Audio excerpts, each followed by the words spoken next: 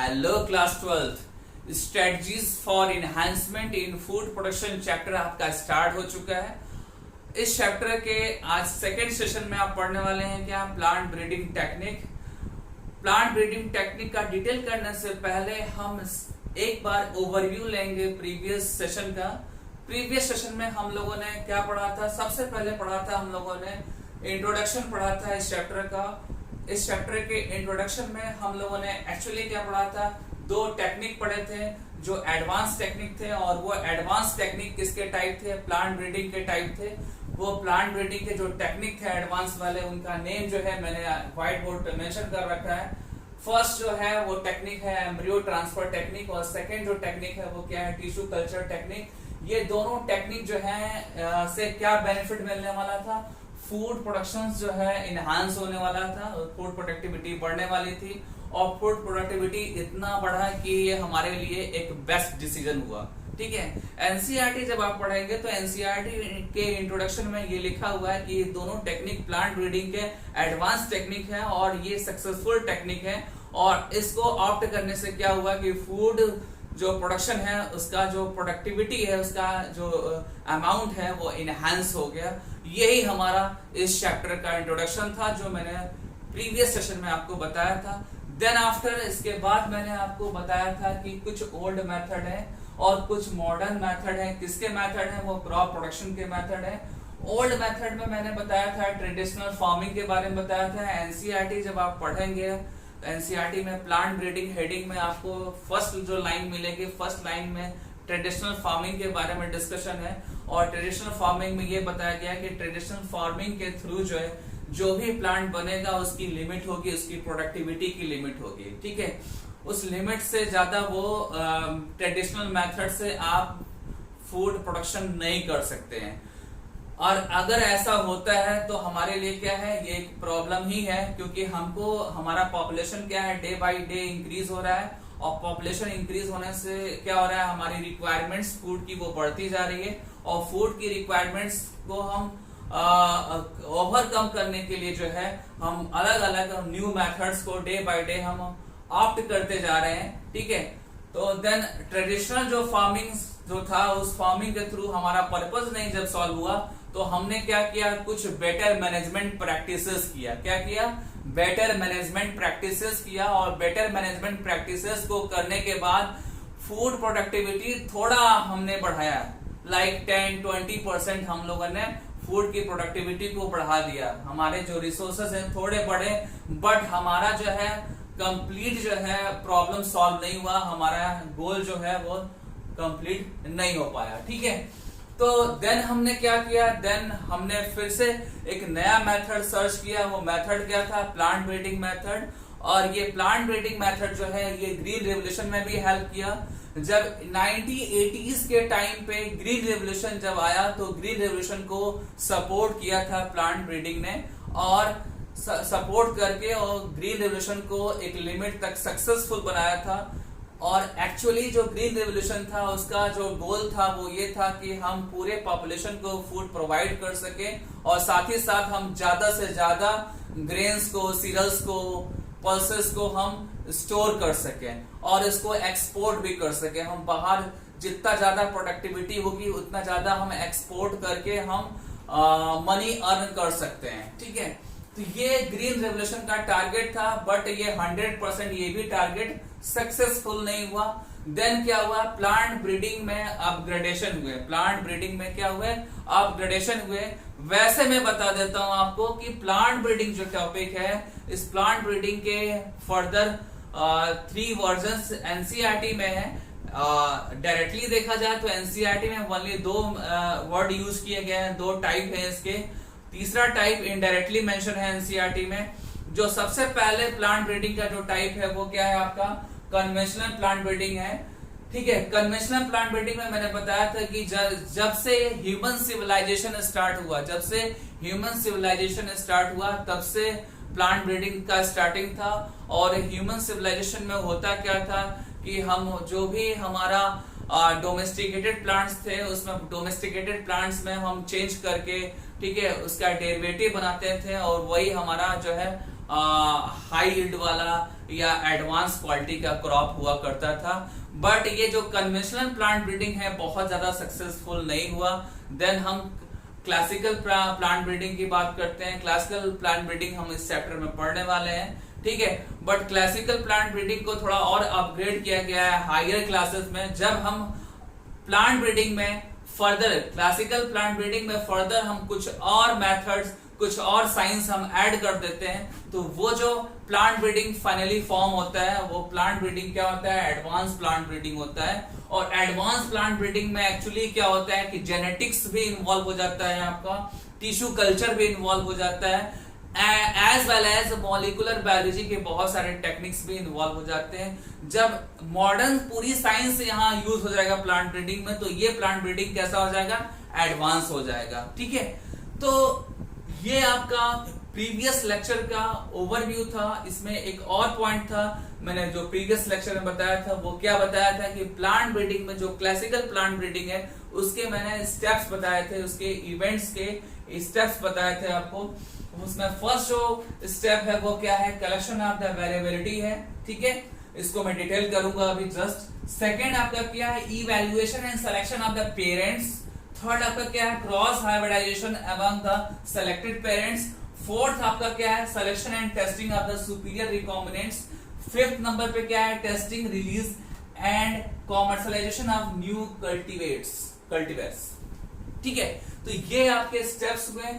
इस स्टेप को मैं स्टार्ट करने वाला हूं, लेकिन हमारा जो टारगेट है यहाँ पे वो है क्या फाइनली, तो मेरा टारगेट ये है, हम सबका टारगेट जो है वो ये है कि हम वो प्लांट बनाएं, वो हमारा डिजायर्ड प्लांट हो जिसके अंदर हम जो क्वालिटी चाहते हैं, जो प्रॉपर्टी चाहते हैं, वो प्रॉपर्टी उसके अंदर कंटेन हो, तभी हमारे लिए वो क्रॉप क्या होगा, बेनिफिशियल होगा। लाइक एग्जाम्पल देखिए आप, जैसे आप अगर चाह रहे हैं कि ये हमारा हाइब्रिड प्लांट है, ठीक है, ये हमारा न्यू वर्जन वाला प्लांट है और इस प्लांट का प्रोडक्टिविटी हाई हो जाए, अच्छी बात है, ठीक है। देन इसका कंटेंट इंक्रीज हो जाए, इसकी लेंथ बढ़ जाए, ठीक है, ये सारी एबिलिटी अगर आ रही है तो ये प्लांट क्या है, हमारे लिए बेनिफिशियल है। ये प्लांट क्या है, हमारे लिए बेनिफिशियल, क्योंकि ये इस प्लांट के अंदर वो सारी क्वालिटी है जो हम चाहते हैं और जो हमारे वाइल्ड वैरायटी में एक्चुअली में प्रेजेंट नहीं है। और वाइल्ड वैरायटीज में है प्रेजेंट, तो वो अलग अलग प्लांट्स में है। एक ही प्लांट में सारे प्रॉपर्टीज जो है वो इम्पॉसिबल वाली चीज थी अर्लियर डेज में ये इम्पॉसिबल जैसे चीज थी। बट अभी क्या है, प्लांट ब्रीडिंग का यूज करके हम ऐसा प्लांट बना रहे हैं, ऐसा क्रॉप बना रहे हैं जिसके अंदर सारी एबिलिटी एक साथ अवेलेबल है, ठीक है। तो ये हमारा टारगेट है और इसी टारगेट को अचीव करने के लिए प्लांट ब्रीडिंग का ये मेथड हम पढ़ने वाले हैं, ठीक है। अच्छा, ये जो आपका मेथड है प्लांट ब्रीडिंग का, इसको स्टार्ट करने से पहले मैं आपको बता दूं कि कुछ जो है टर्म्स हैं जो आपको जानने चाहिए। लाइक आपको एलील्स के बारे में इंफॉर्मेशन होनी चाहिए, आपको जीन्स के बारे में इंफॉर्मेशन होनी चाहिए, लाइक आपको जर्म प्लाज्म कलेक्शन के बारे में आपको पता होना चाहिए, जर्म प्लाज्म कलेक्शन के बारे में पता होना चाहिए। देन आपको पता होना चाहिए कि what is agronomic characters, what is agronomic characters. तो ये चार जो है आपके टर्म्स हैं जो आपके बुक में मेंशन मिलेंगे आपको। इस टॉपिक है प्लांट ब्रीडिंग के जो मेथड्स है उसमें मिलेंगे आपको। तो मैं सबसे पहले मैं आपको जीन डिस्क्राइब कर देता हूं। जीन जो है वो क्या है, gene is A segment of DNA, gene is A segment of DNA which determine a single character, मतलब डीएनए का वो फ्रेगमेंट जिससे कोई एक कैरेक्टर क्या हो, डिटरमाइन हो, और उस कैरेक्टर के दो फॉर्म हो। उस कैरेक्टर के दो फॉर्म जो होंगे वो एक्चुअली में क्या होंगे, एलिल्स होंगे। वो क्या होंगे, एलिल्स होंगे। सबसे पहले मैंने क्या बताया आपको, जीन बताया। जीन में मैंने क्या बताया आपको कि gene is a fragment of DNA which determine a single character. ये जीन का डेफिनेशन हो गया। लेकिन जब आप एलिल्स की बात करेंगे तो एलिल्स जो है एक्चुअली में कैरेक्टर्स के दो फॉर्म होते हैं, कैरेक्टर्स के दो फॉर्म होते हैं। आपने क्लास 10th में आपने पढ़ा होगा मेंडल्स लॉ, जब आपने पढ़ा होगा मेंडल्स लॉ,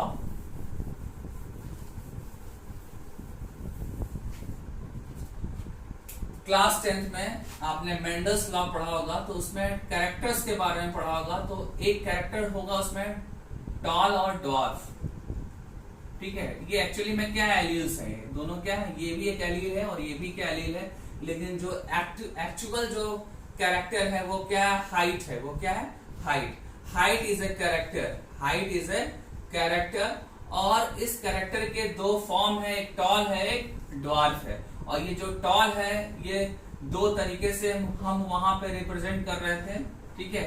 ये देखिए इस तरीके से हम रिप्रेजेंट कर रहे थे, ठीक है। और ये दोनों फॉर्म है, और यही क्या है एक्चुअली में एलील्स है। ये क्या है, ये एक एलील है, ये एक एलील है, ये एक एलील है, ये एक एलील है, और ये भी एक एलील है। तो ये है आपके एलील्स, ठीक है ना। आप एलील जो टर्म है जो है मिलेगा, आप उससे परेशान मत होइएगा। एलील में आपको आने वाला जो चैप्टर है आपका principle of inheritance and variation, वहां बताऊंगा। अभी वो चैप्टर स्टार्ट नहीं किया है मैंने, वो जब चैप्टर पढ़ाऊंगा तो एलील्स जीन्स को फिर से एक बार डिटेल बताऊंगा, आपको होपलेस होने की जरूरत नहीं है, ठीक है। देन आपका नेक्स्ट जो टर्म है वो क्या था आपका, वो है जर्म प्लाज्म कलेक्शन। तो मैं आपको बता दूं कि जर्म प्लाज्म कलेक्शन एक्चुअली क्या होता है, डिफरेंट कैरेक्टर्स का एलील्स और उसके जीन्स, डिफरेंट कैरेक्टर्स के एलील्स और उसके जीन्स का इसको एक सीड या किसी प्लांट के टिश्यूज में अगर आप कलेक्ट कर रहे हैं तो वही आपका क्या होगा, जर्म प्लाज्म कलेक्शन होगा। क्या होगा, जर्म प्लाज्म कलेक्शन। मैं रिपीट कर रहा हूं सेंटेंस को, ध्यान से सुनना होगा आपको। मैंने ये बताया कि एलील्स और जीन्स का अगर आप कलेक्शन कर रहे हैं सीड के अंदर या किसी टिश्यू के अंदर और उसको आप स्टोर कर रहे हैं तो वही आपका क्या है, जर्म प्लाज्म कलेक्शन है, ठीक है। ये टर्म आपको एनसीईआरटी में इस चैप्टर में मिलेगा आपको। देन आफ्टर एक और टर्म मिलेगा agronomic characters or traits, agronomic traits मिलेगा। आप फिर से सुन लीजिए ध्यान से, एग्रोनॉमिक ट्रेट्स। और एग्रोनॉमिक ट्रेट्स का मतलब क्या है यहाँ पे, कि ये कुछ कैरेक्टर्स हैं, ठीक है। लाइक आपके हाई यील्ड कैरेक्टर्स हुआ, या प्लांट की हाइट इंक्रीज करना हुआ, या प्लांट में कोई प्रोडक्ट है उस प्रोडक्ट के कंटेंट्स में चेंज किया करना हुआ। तो ये सारी जो क्वालिटी है या सारी जो कैरेक्टर्स है, इसी को हम एक वन वर्ड्स में क्या बोलते हैं, वन वर्ड्स में उसको एग्रोनॉमिक कैरेक्टर्स और ट्रेट्स हम बोलते हैं, ठीक है। तो ये जो सारे टर्म्स जो मैंने बताए, ये सारे अभी आपके प्लांट ब्रीडिंग मेथड्स में यूज होने वाले हैं। प्लांट ब्रीडिंग टेक्निक में मैंने आपको 5 स्टेप्स बताए थे और इन स्टेप्स को मैं अब स्टार्ट करने जा रहा हूँ। बट उससे पहले थोड़ा सा मैं आपको आउटलाइन दे दूँ कि हम यहाँ क्या बनाने वाले हैं। एक ऐसा प्लांट बनाएंगे जिसके अंदर सारी क्वालिटी और एबिलिटी होगी, ठीक है। बट वो क्वालिटी किससे आने वाली है, उसका जो सोर्स है, उसका जो ओरिजिन है, वो एक्चुअली में क्या है, जो प्रीवियस हमारे प्लांट हैं जिसको आप डोमेस्टिकेटेड प्लांट्स भी बोल सकते हैं, वाइल्ड वैरायटीज भी बोल सकते हैं, वाइल्ड स्पीसीज भी बोल सकते हैं, या वाइल्ड स्पीसीज के रिलेटिव्स भी बोल सकते हैं। वहाँ उस प्लांट से हमारा new plant, new hybrid plants बनने वाला है। ये चीज आपको दिमाग में रखना होगा। तो आइए स्टार्ट करते हैं। First step plant breeding technique का फर्स्ट स्टेप का जो नेम है वो क्या है, कलेक्शन ऑफ द वेरिएबिलिटी। यहाँ भी मैंने वही मेंशन कर रखा है कि जो हमें पता है, जो हमारे सराउंडिंग में, हमारे नेचर में जो बेस्ट प्लांट थे, उनका हम लोगों ने क्या किया है, यहाँ कलेक्शन कर लिया है, ठीक है। वो वाइल्ड वैरायटीज भी हो सकते हैं, वो वाइल्ड स्पीसीज भी हो सकते हैं, उनके रिलेटिव भी हो सकते हैं, ठीक है। उनको हमको क्या करना है, उनको स्टोर करना है, ठीक है।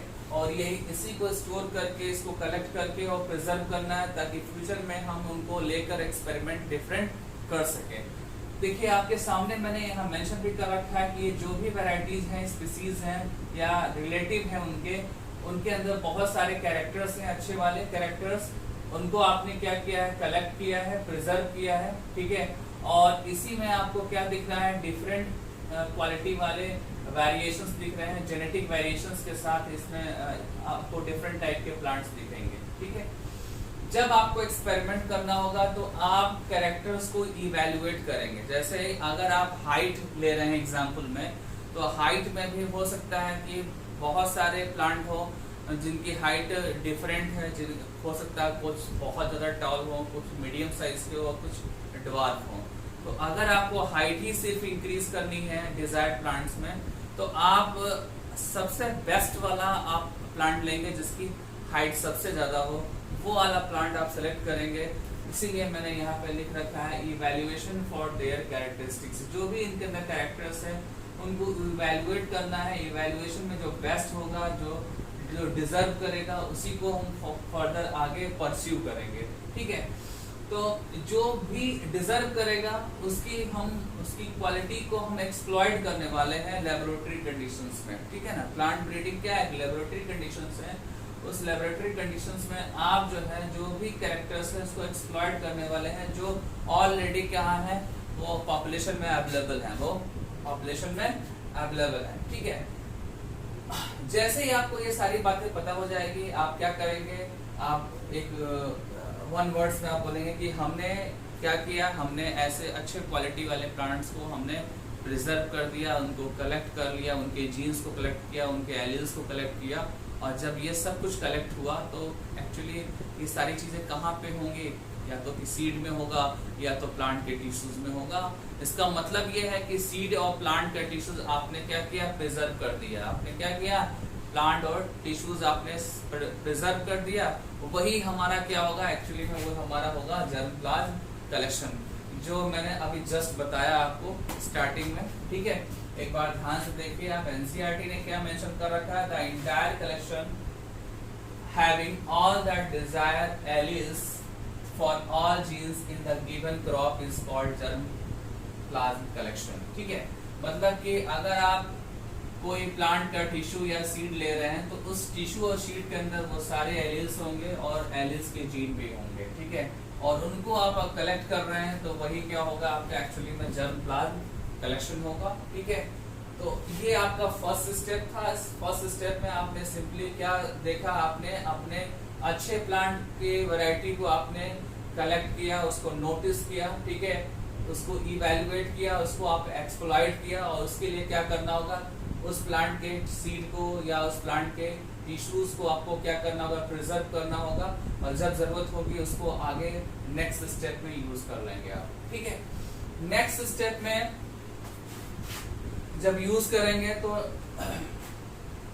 उसके पहले आपको फाइनली डिसीजन लेना पड़ेगा कि ये हमारा पर्टिकुलर प्लांट है, और इसी प्लांट को हम यूज करके हम लास्ट में क्या बनाएंगे, डिजायर्ड प्लांट्स बनाएंगे। ठीक है, जो हमारे नीड का है। यहाँ पे जो हम लोगों ने इवैल्यूएट किया प्लांट, वो यहाँ पे हमने यहाँ पे मेंशन कर रखा है सेलेक्टेड प्लांट्स। सेलेक्टेड प्लांट्स कोई भी हो सकता है, जो जिसकी क्वालिटी आपको पसंद आ रही हो, उसका क्या करेंगे, उसको आप सेल्फ पॉलिनेशन करके उसको मल्टीप्लाई कराएंगे ताकि उसकी होमोजाइगोसिटी मेंटेन हो, मतलब उसका जो जेनेटिक कंस्टिट्यूएंट्स हो वो कांस्टेंट हो। जेनेटिक कंस्टिट्यूएंट्स जो इसका हो, मतलब कि उसका जो जेनेटिक मटेरियल है वो कांस्टेंट हो। और कांस्टेंट होने के लिए क्या जरूरत है, यहाँ पे रिक्वायरमेंट क्या है, सेल्फ पॉलिनेशन। सेल्फ पॉलिनेशन आप उस पर्टिकुलर इवैल्यूएटेड सेलेक्टेड प्लांट्स में कराएंगे, और कराने के बाद उसके जेनेटिक मटेरियल को आप कांस्टेंट रखेंगे, और उसी को हम यहाँ पे क्या बोल रहे हैं, मेंटेन होमोजाइगोसिटी। क्या बोल रहे हैं, मेंटेन होमोजाइगोसिटी। और होमोजाइगोसिटी मेंटेन होगा तो आप बोल सकते हैं कि उसका प्योर लाइन भी मेंटेन हो रहा है, उसका प्योर लाइन भी मेंटेन होने वाला है, और यही जो प्लांट होगा यही आगे के स्टेप में आप यूज करने वाले हैं। थर्ड स्टेप आपका क्या है, थर्ड स्टेप में आप जो है इसको हाइब्रिडाइजेशन कराने वाले हैं आगे के स्टेप में, और हाइब्रिडाइज कराएंगे किसी दूसरे प्लांट से। एक चीज और ध्यान देने वाली चीज है, अगर सपोज दैट आपने यहाँ पे एक सिंगल प्लांट लिया है तो ऐसा ही एक और प्लांट लेंगे, क्योंकि आप जब भी नेक्स्ट स्टेप में जाएंगे प्लांट ब्रीडिंग के, तो नेक्स्ट स्टेप में क्या होगा कि हमको दो प्लांट की जरूरत होगी, और दोनों प्लांट हमारे क्या होंगे, डिजायरेबल होंगे। ठीक है, वो प्लांट्स जो है इवैल्यूएट करके हम यहाँ से सेलेक्ट किया हम लोगों ने। एक उसमें मेल होगा, मेल रिप्रोडक्टिव ऑर्गन को लेके होगा, और एक उसमें होगा फीमेल रिप्रोडक्टिव ऑर्गन को लेके होगा, और तभी आप दोनों में क्रॉस करा सकते हैं।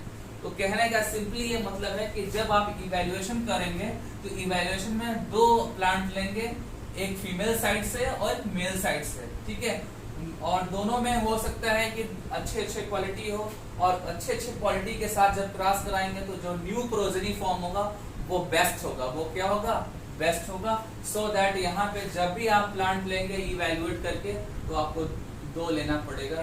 तो ये आपके दोनों जो है स्टेप्स मैंने बता दिए प्लांट ब्रीडिंग के। अब आपका थर्ड स्टेप स्टार्ट हो जा रहा है।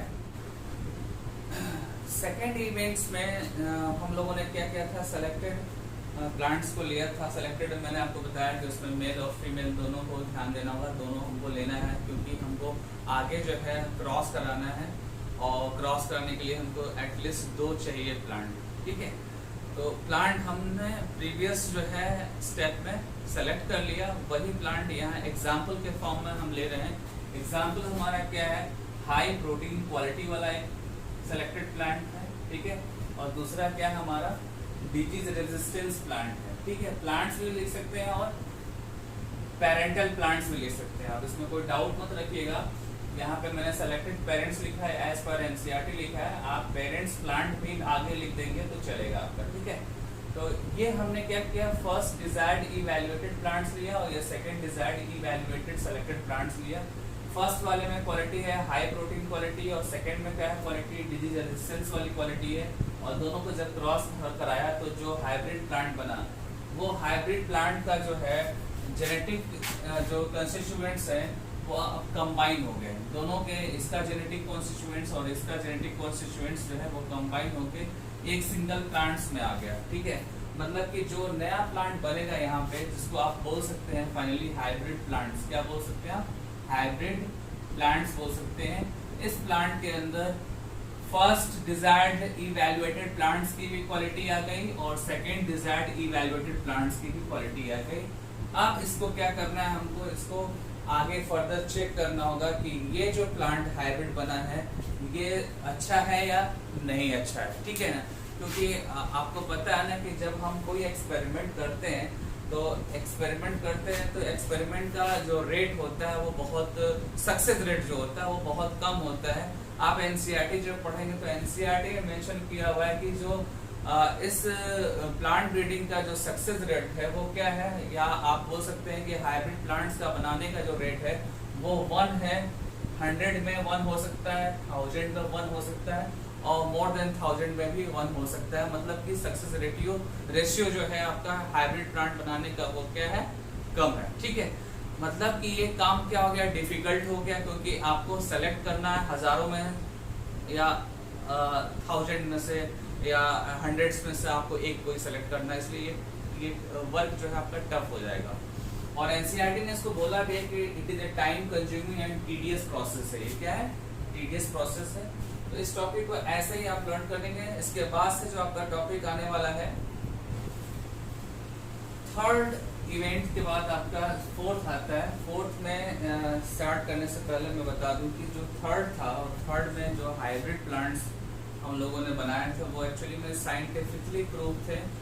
ठीक है, वो उसमें जो जेनेटिक कंस्टिट्यूएंट्स हैं वो जेनेटिक कंस्टिट्यूएंट्स के बेसिस पे ही हम हाइब्रिड प्लांट्स को फाइनली हमने सिलेक्शन किया था हम लोगों ने। और ये क्रूशियल और इम्पॉर्टेंट प्रोसेस था। जो आपका थर्ड इवेंट था वो क्रूशियल था, इम्पॉर्टेंट था।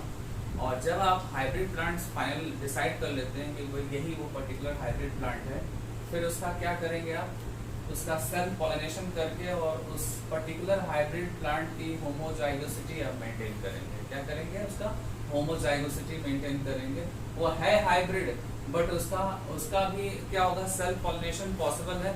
और सेल्फ पॉलिनेशन इसलिए करेंगे क्योंकि जो हाइब्रिड है वो हाइब्रिड हो, वो फर्दर चेंज ना हो, उसको कांस्टेंट रहना होगा। ठीक है, इसलिए इसका हम सेल्फ पॉलिनेशन करते हैं और सेवरल जनरेशन तक करेंगे। सेवरल जनरेशन इसलिए करते हैं क्योंकि उसकी जो होमोजाइगोसिटी है, उसका जो एक्चुअल क्वालिटी है वो मेंटेन हो सके। और ऐसा तब होगा जब वो सेल्फ पॉलिनेशन करके अपने जनरेशन को मेंटेन करता रहेगा। ठीक है, और ये जब प्रोसेस कंप्लीट होगा उसके बाद से क्या करेंगे, हम ये फाइनली मान लेंगे कि यही हमारा क्या है, बेस्ट है प्लांट है, और फिर उसकी टेस्टिंग करेंगे। क्या करेंगे, उसकी टेस्टिंग करेंगे, फिर उसको रिलीज करेंगे, फिर उसको कॉमर्शलाइज करेंगे प्लांट को। लेकिन ये जो रिलीज करना और कॉमर्शलाइज करना ये बहुत इजी टास्क नहीं है।